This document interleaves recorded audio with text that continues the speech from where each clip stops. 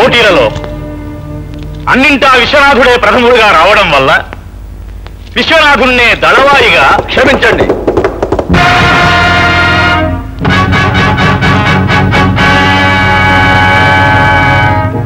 నాదో విన్నపం.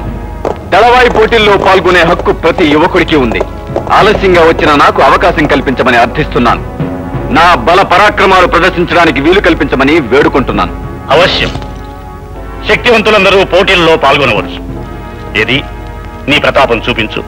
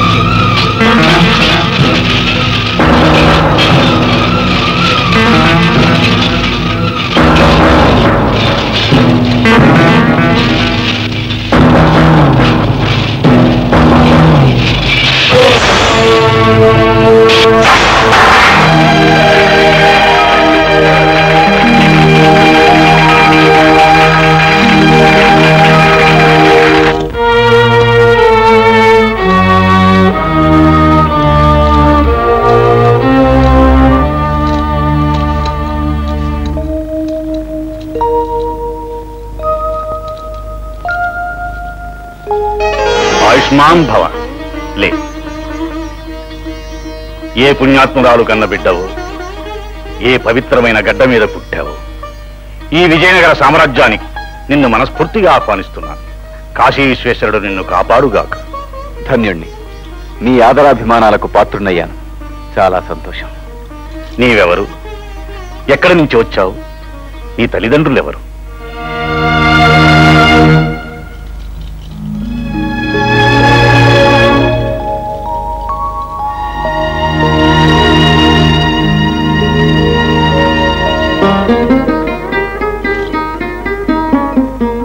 ఈ హారం నీకెలా వచ్చింది? ఎవరిచ్చారు? పసితనంలో ప్రాణదానం చేశారు. మురిపంగా ఈ ముత్యాల హారాన్నిచ్చారు. నా తండ్రి మరణించారు. ఆ తర్వాత నా తల్లి నన్ను పెంచి పెద్ద చేసింది. చనిపోతూ ఈ హారాన్నిచ్చింది. మీరు ప్రాణదాతలని చెప్పింది, మిమ్మల్ని ఆశ్రయించమని చెప్పింది.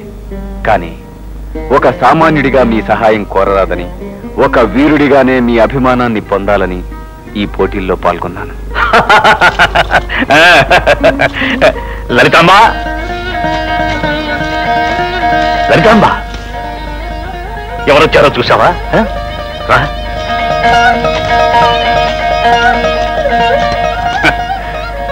గుర్తుపట్టలా?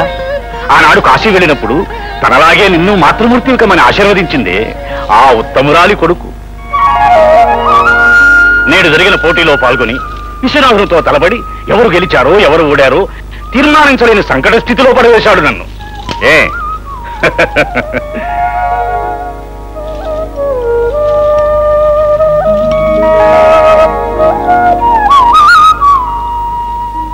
మీ ఆత్మీయత, అనురాగం సాటిలేనివి. మా దేశానికి వెళ్ళిపోతున్నాను. నాకు సెలవిప్పించండి. మీ దేశానికే? ఎందుకు? ప్రాణదాతను వెతుక్కుంటూ, ఉద్యోగాన్ని కోరుకుంటూ వచ్చాను. కానీ ఆ పోటీ నా సోదరుడితో అని ఊహించలేదు. అతనికి పట్టబోయే మహాయోగానికి అడ్డు నిలిచి కృతజ్ఞుణ్ణి కాలేను. అందుకే మౌనంగా నిష్క్రమించాలనుకున్నాను. ఇదేనా కృతజ్ఞత? దేశాన్ని విడిచి వెళ్ళిపోవడమా?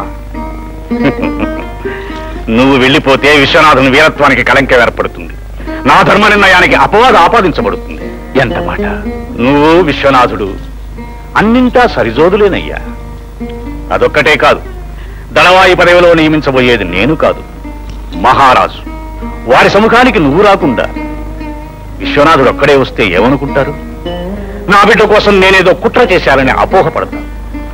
ధర్మదేవత 4 పాదాల నడిచే ఈ సామ్రాజ్యంలో సత్యానికి, ధర్మానికి తా ఉంటుంది, అధర్మానికి కాదు. ఇక్కడ ఎదురొడ్డి నిలిచేవాడికే మర్యాద.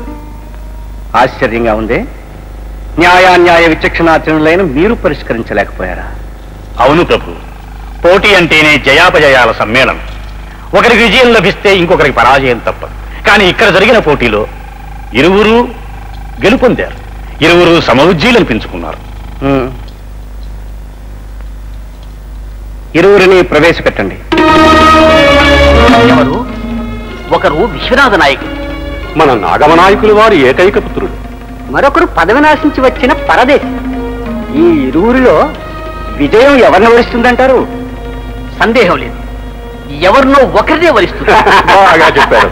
అభ్యర్థులు ఎవరైనా నాగమ నాయకుల వారే స్వయంగా పరికించారు, పరిశీలించారు, పరీక్షించారు.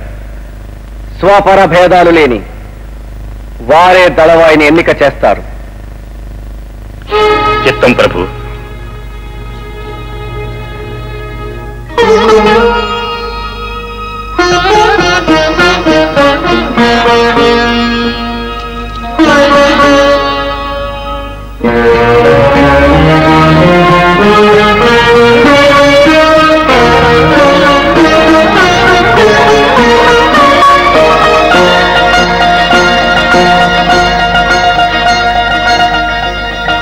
ఈ విజయనగర సామ్రాజ్యానికి